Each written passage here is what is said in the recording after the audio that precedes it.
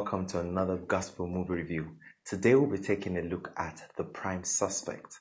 The Prime Suspect is a mini movie series from the stables of Horeb Digitals, and it has 9 episodes. It was written, produced and directed by Sola Adeaga, who played the role of Steve in the series. It is a 2020 production and there are a lot of things to say about this movie. The story is very good. It's societal, political and spiritual in the same breath. It had compelling characters, suspense, intrigue, and conflict, all you'd want from a series.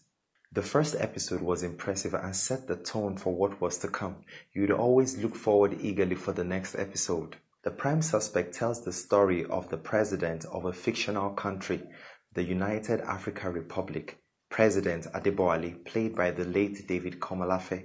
His journey is closely linked with that of his daughter, Cherish, played by Ayobami Olakunle, and Kola Brown, played by Victor Olafimiho.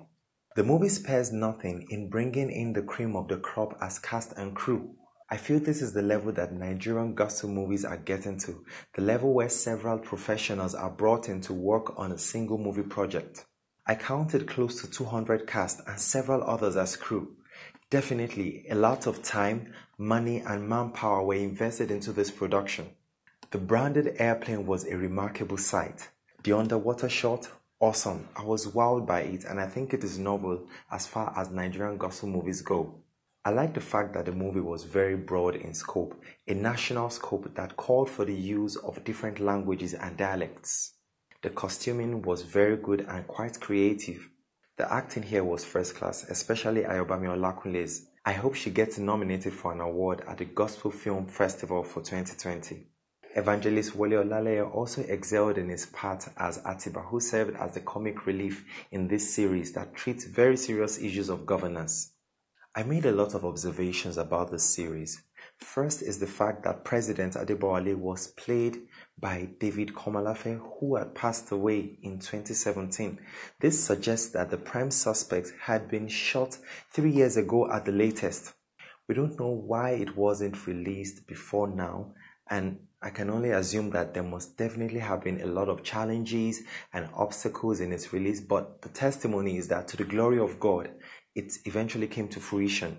This is highly commendable because this is a wonderful production. I think it is a lesson for all gospel movie producers never to let their dreams of producing great movies from the Lord die, for the Bible says that we will reap a great harvest if we do not give up. The harvest is for those who don't give up, not for quitters. It saddened my heart to find out that the renowned gospel movie actor is no more, but there is joy because he knew the Lord.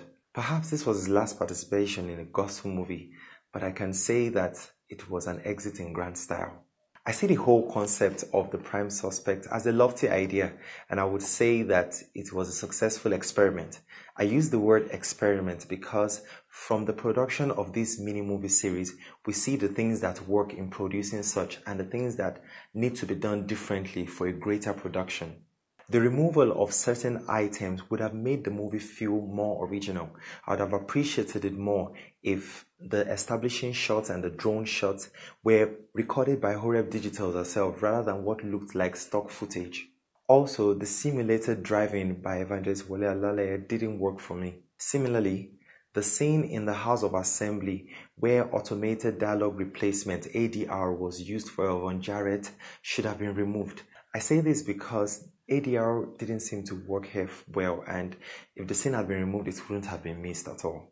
The major drawback of this movie has to be the omissions in plot, which could have been circumstantial or intentional. For example, we don't know when and how Steve and Kola graduated from school or got jobs. We don't know when Steve got married.